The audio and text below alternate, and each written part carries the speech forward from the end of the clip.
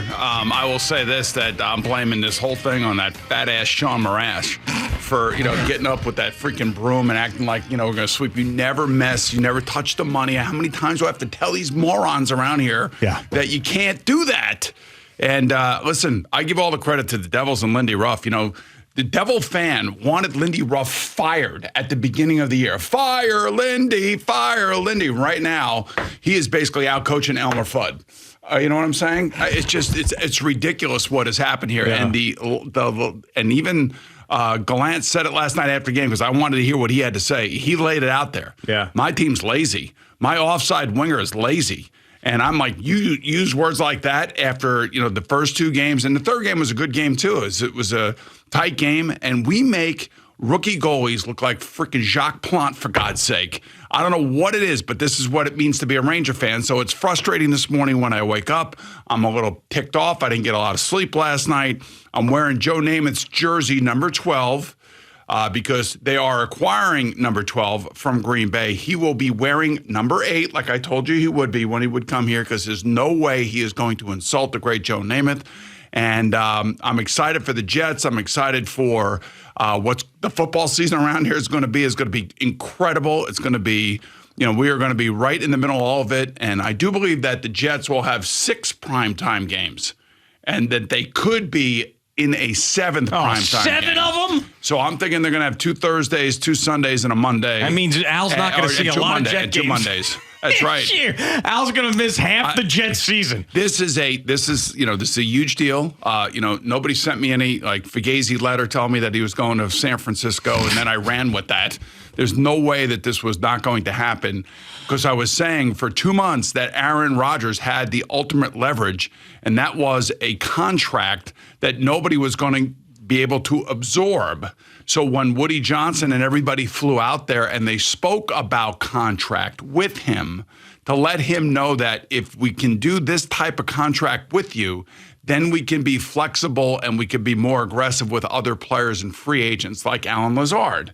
And, that was the hammer that Aaron Rodgers had. So all this other nonsense, all this other crap out there was just nothing but that, because there was no way that Aaron Rodgers was going to do what he is going to do for the Jets. And when the Jet fan finds out what Aaron Rodgers is going to play for, they are going to be very appreciative, because he's not coming here getting $50 million a year guaranteed. He's just not. Once Aaron Rodgers decided and then said publicly that he wanted to be on the Jets and play for the Jets, that was the end of this, because he was going to only modify that contract to play for the team he wanted to play for, as you've been saying for weeks. So it was over at that point. He was either going to have to retire or end up playing for the Jets. He wants to play. He wanted to play.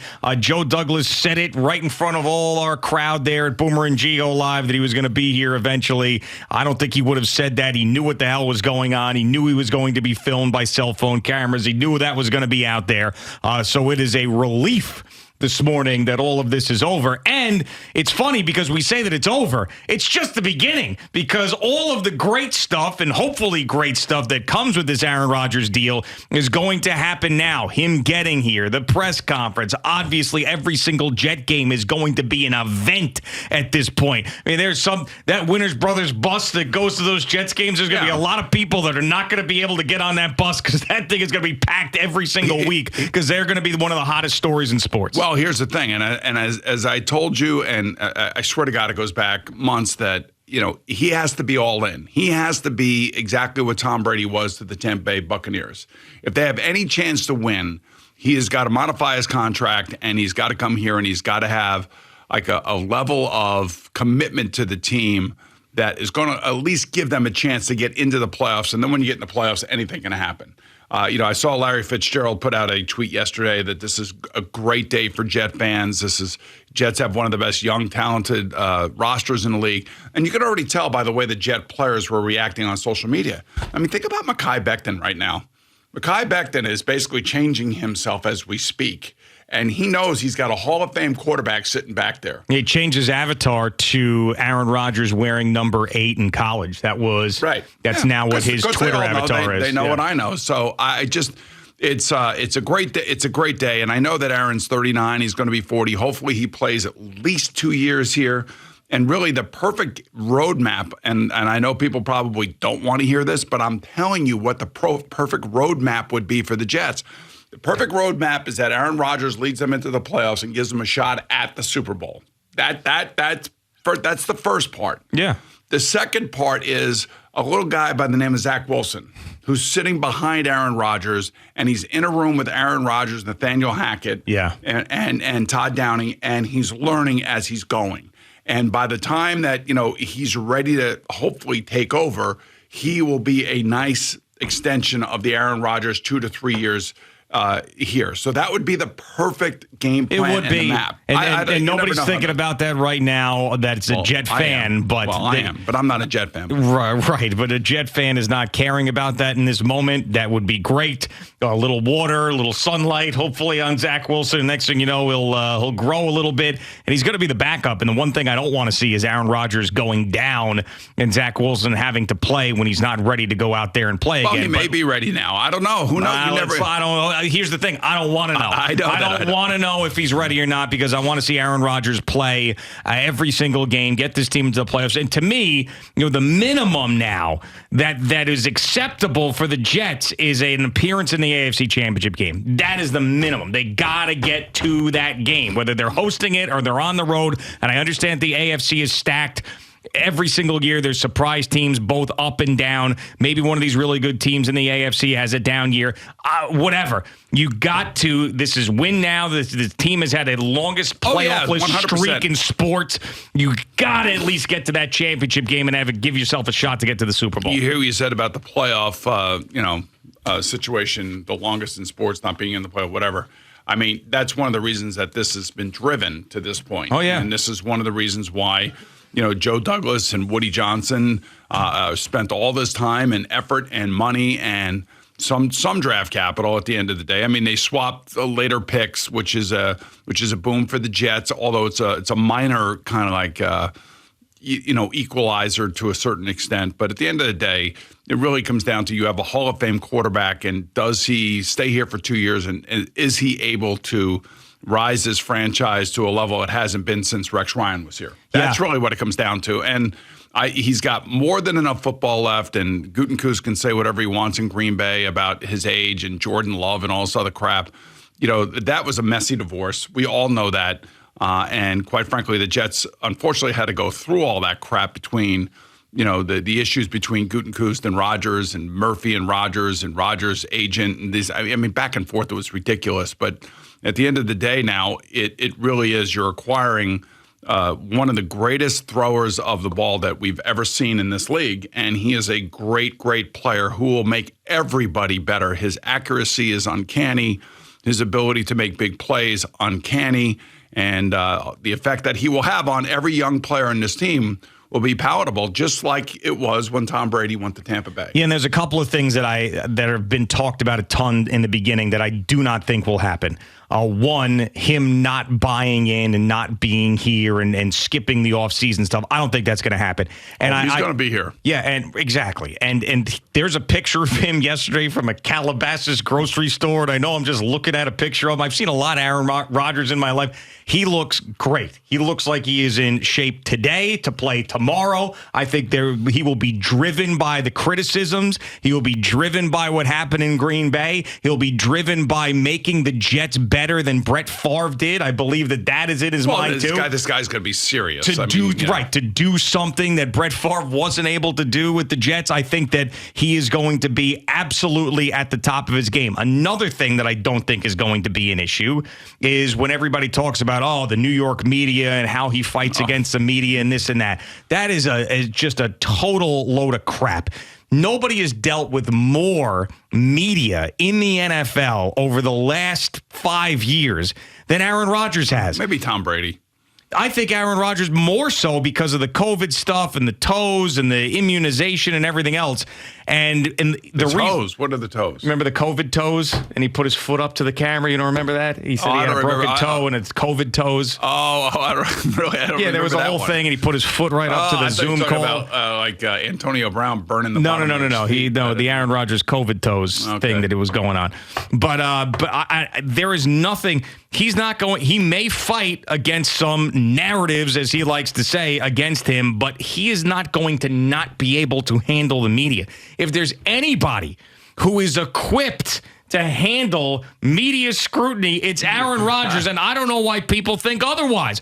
Just because he likes to fight back doesn't mean that he can't deal with it. I think it'd be great if he fights back. But he will. It doesn't mean that he's thinking about it all day. Here's one thing. If I were to advise Aaron Rodgers, just one thing, I said just whatever you do, just don't go RELAX to Jet fans, because they can't. Just like me as a Ranger fan this morning, I can't relax. I'm not happy. So he's going to be fine when he comes here, and he's going to make everybody better. And he's going to make the Jets a central team. Now, all of a sudden, look at me. I'm wearing a Joe Namath jersey today. And I love wearing this jersey. The jersey's beautiful. It's a great jersey. And, when we get the 8, I'm going to get an 8 for me, and I'm going to get an 8 for Winnie Doo-Doo. Oh, that's tremendous. So Winnie Doo-Doo is going to have an 8. She's going to have it. And, look at this on CBS Sports Network. Yes. Got a bunch of Aaron Rodgers heads that are. I think it's great. I think it's great that they went and got him. And when they went all in and they flew out to get him, I knew that that's when it was going to happen, because they had to sit down with him specifically and hear what he had to say. And once they came back and heard what he had to say, they knew that, this was the right guy for the moment.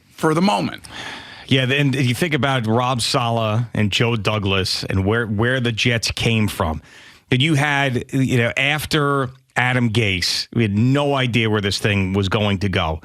They thought they drafted their future quarterback. It has not worked out to this point. But a roster was built around that position that was good enough to attract one of the greatest quarterbacks in the history of the game. Yes, he only has one Super Bowl, but he is still one of the greatest quarterbacks to ever play the game.